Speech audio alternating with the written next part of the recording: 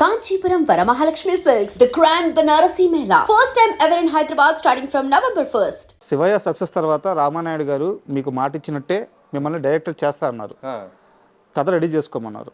ఎవరికైనా కథ రెడీ చేసుకోమంటే సరే దగ్గరలో అందుబాటులో ఉన్న కథలు ఏవో పట్టుకుంటారు.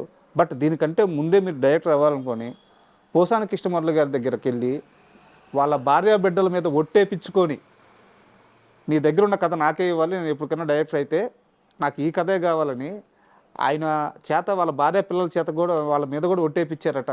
అవును సార్. ఏంటి ఆ కథ, ఎందుకు అంత నమ్మకం ఆ కథ మీద? అంటే సార్ అది ఆ రోజు మాకు షూటింగ్ సార్, అక్కడ గచ్చిబౌలిలో షూటింగ్ సార్. మాకు పోసాని మురళి గారు రావాలండి. పోసాని మురళి గారికి సహాయకుల కింద ఆకుల శివ గారు కానీ ఆయన టీం చాలా పెద్దది. అవును, త్రివిక్రమ్ శ్రీనివాస్ గారు ఉండేవారు అండి. ఆయన ఫస్ట్ టైం త్రివిక్రమ్ శ్రీనివాస్ గారు లొకేషన్కి వచ్చాడు. ఆయన అంటే ఏం డైలాగు సెట్లో అంటే ఒకసారి ఆ హీరోకి డైలాగ్ నోటు తిరగకపోయినా దానికి ఆల్టర్నేటివ్ ఏదైనా అడిగినప్పుడు రాయడానికి ఉండాలి కదా అనేసి ఇప్పుడు మేము రైటర్ని ఒక సెట్లో పెట్టేవాళ్ళం అండి. అలాగా పోసాని మురళి గారు ఎక్కువ వస్తుండేవారు.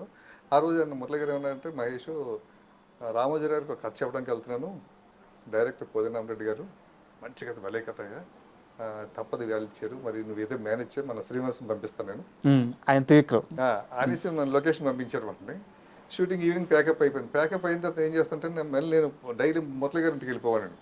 రేపటి సీన్లు ఆ డైలాగ్ కరెక్షన్ ఏంటి మళ్ళీ ఒకసారి కూర్చుని అనమాట. కూర్చుని తీసుకుంటే మురళి గారు కొంచెం అనీజీగా ఉన్నాడు, డిసప్పాయింట్గా ఉన్నాడు. నేను ఏమైంది సార్, ఓకేనా రామోజీ కథ అంటే, ఎక్కడ ఓకే, వాళ్ళకి నచ్చలేదు కథ, పక్కన పెట్టేశారు. ఏం కథ సార్ అంటే, మీరు చెప్పి కథ నచ్చకపోవడం సార్, మీరు మంచి ఫామ్లో ఉన్నారు కదా ఇప్పుడు అంటే, అదే నాకు నచ్చలేదు వాళ్ళ మీద అంటే, ఏంటి సార్ కథ అని సింపుల్ టప్ టప్ టప్ అని చెప్పాడండి.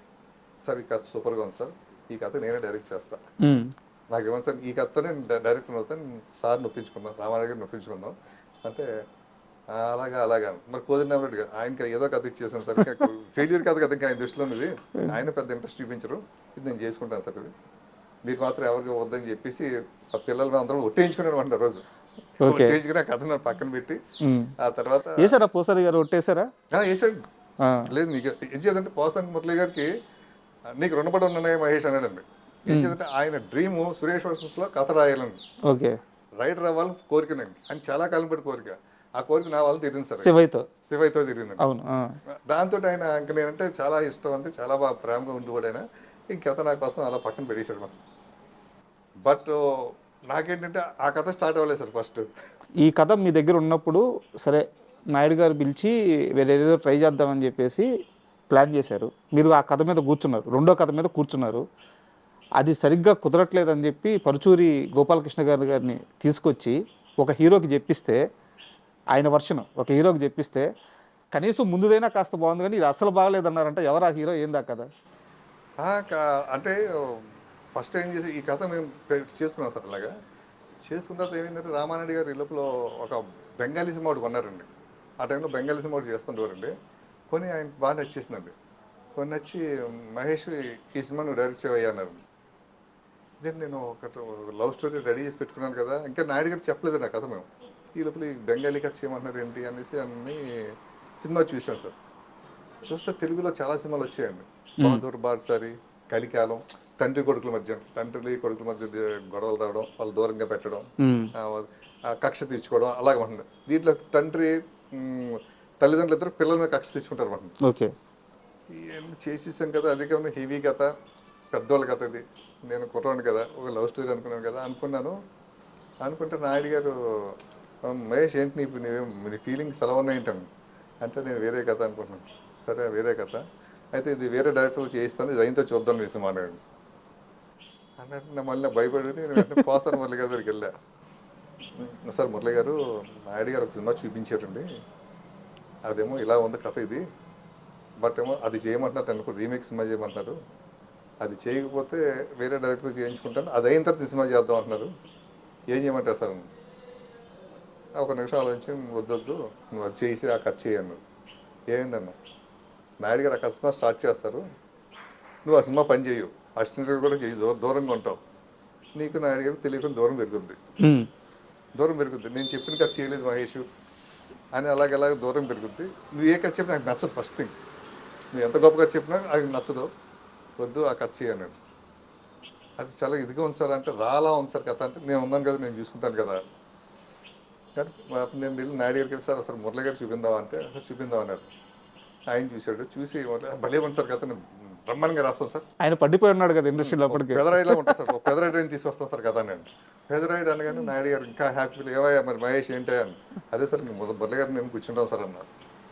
అని మురళి గారిని అడిగితే ఏం మురళి గారు ఏంటంటే లేదు దీనికి వెరైటీగా చేద్దాం, మరి దీని క్యాస్టింగ్ నేను సెట్ చేస్తాను, నువ్వు అదే క్యాస్టింగ్ ఫిక్స్ అయిపోయి నువ్వు అని. దీంట్లో ఫాదర్ వేషం కృష్ణ గారిని పెట్టుకుందాం, మదర్ వేషం విజయశాంతి గారిని పెట్టుకుందాం, ఫిక్స్ అయిపోను.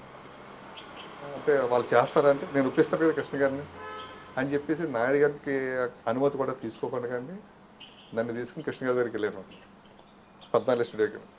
దాన్ని పరిచయం చేశారు, బాగా మాట్లాడారు కూర్చుని. సార్ ఇది సార్ కథ ఎలా అనుకున్నారు, ఇది కదా సరిగా అంటే మీ గెటప్ భారతీయుడిలో కమల్ హాసన్ గారి గెటప్ సార్ మీది, తెల్ల హెయిర్ సార్, లాల్చీ పైజామా వేసుకుంటారు సార్, దాంట్లో లింగి కదా మీరు లాల్చీ పైజామా వేసుకుంటారు సార్, నోట్లో సిగరెట్కి ఎలా కాల్స్తూ ఉంటారు సార్ అని విజువలేషన్ చెప్తే ఆయన అలా భలే ఉంది గెటప్ అన్నాడు. కథ ఇలా ఉంటుంది సార్, బాగుంది అన్నాడు. మీ భార్య విజయశాంతి సార్ ఈ విధంగా ఉంటుంది సార్ ఇది చెప్తే ఓకే చేద్దాం అని అన్నా. నేను నాకు తెలియని ఒక హుషారు వచ్చిందని కృష్ణ గారు సరే చేద్దాం. కృష్ణ గారు కూడా చాలా ఇంట్రెస్ట్ చూపించారు కథ మీద, గెటప్ కూడా మురళి గారు బాగా ఎనాలిసిస్ చెప్పారు అని అనుకుని మళ్ళీ నెక్స్ట్ నాయుడు గారి దగ్గరికి మేము స్క్రిప్ట్ వర్క్ చేసి నాయుడు దగ్గరికి వెళ్ళాం. ఎవరిని పెడదామయ్యా అని సార్ నాయుడు గారు అడిగారు పోసాన్ గారు. సార్ ఈ క్యారెక్టర్ కృష్ణ గారిని పెడదాం సార్, ఈ క్యారెక్టర్ విజయశాంతి గారిని పెడదాం సార్, మిగతా క్యారెక్టర్ వెళ్ళాలనుకుంటున్నాం సార్ అంటే కృష్ణ గారు చెయ్యాలి కదా, చేస్తాడా, ఇప్పుడు ఆయన ఇంకా హీరోగా చేస్తున్నాడు కదా, ఆయన రమ్యకృష్ణ పెట్టి ఒక సినిమా జరుగుతుంది ఇంకా నెక్స్ట్ మంత్ ఎప్పుడు రిలీజ్ అంటున్నారు అది, మరి ఏంటది మరి వర్కౌట్ అవుతుందా అది అని నేను కనుక్కుంటా సార్. కృష్ణ గారు చేస్తాడు నాకు అభ్యంతరం లేదా అన్నాడు. ఆల్రెడీ మీరు కనుక్కున్నారుగా. ఓకే అన్నాడు. అయితే పోయి కనుక్కొని మాట్లాడి మీరు పోయి మాట్లాడి కృష్ణ గారితో అన్నాడు. వెళ్ళి కృష్ణ గారి దగ్గరికి వెళ్ళి 10 నిమిషాలు కూర్చుని నాయుడు గారు ఫోన్ చేసి కృష్ణ గారితో మాట్లాడించి కథ బాగుందని మంచిగా అని చెప్పారు చేద్దామండి అనగానే నాయుడు గారు అంటే ప్రిపేర్ అయిపోయింది. అది ఒక కాలనీ కావాలి సార్, కాలనీ సెట్ రామానాయ స్టూడియోలో నానకరంగూడలో. వెంటనే నాయుడు గారు పీకేటి రంగా గారిని ఆర్ట్ డైరెక్టర్ గారిని పిలిపించండి, కాలనీ సెట్ డిజైన్ చేయించి సెట్ మొత్తం వర్క్ స్టార్ట్ అయిపోయింది, వర్క్ అంతా స్టార్ట్ అయిపోయింది. స్క్రిప్ట్ అయిపోయి డైలవేషన్ అయిపోయిందని నాయుడు గారు రీడింగ్ ఇచ్చేసామండి. Full happy. అయిన తర్వాత ఏమైందంటే సినిమా ఇంకా స్టార్ట్ అవ్వడానికి ఇంకొక 15-20 రోజులు ఉంటుందనగా మన పరచూరి బ్రదర్స్లో గోపాలకృష్ణ గారు వెంకటేశ్వర గారు నాయుడు గారితో ఏమంటే మరి కృష్ణ గారి సినిమా మనం రిలీజ్ అయింది కదా, ఆయన డైరెక్ట్ చేశాడు మానవుడు దానవుడు అని, ఆడలేదు సినిమా అది, రమ్యకృష్ణ పెద్ద కాస్టింగ్ కదా, మరి మీరు ఒకసారి ఆలోచించండి ఆ కథ గురించి అనేసి అన్నారు. అంటే కథ ఆయన చూసాక చెప్పారు నాయుడు గారు. అవును, చెప్తే నాయుడు గారు కొంచెం డైనమలో పడ్డారు. పడిన తర్వాత కూడా నాయుడు గారు పెద్ద లెక్క చేయలేదండి. ఆ తర్వాత వేరే డిస్ట్రిబ్యూటర్లు ఇంకా వేరే రకరకాలు ఇంకా స్టూడియోలో ఉన్న డైరెక్షన్ డిపార్ట్మెంటు అందరూ కూడా చెప్పడం మొదలుపెట్టారు నాయుడు గారు. సార్ కామెడీ లేదు సార్ సీరియస్గా ఉంది సార్, ఇప్పుడు ఈ సినిమా చూస్తారా సార్. ఇక పక్క వర్క్ అంతా జరుగుతుంది, నాయుడు గారికి ఆలోచనలో పడిపోయారండి.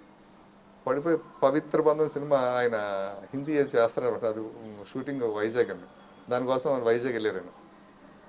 వైజాగ్ వెళ్ళి ఒక 2 రోజుల తర్వాత నాకు ఫోన్ చేశారు, మహేష్ ఇంకా కథ పక్కన పెట్టేసే వేరే కథ చూడు, వేరే లవ్ స్టోరీ ఏదో ఉందన్నావు కదా అది తీసుకురావు ఒకసారి.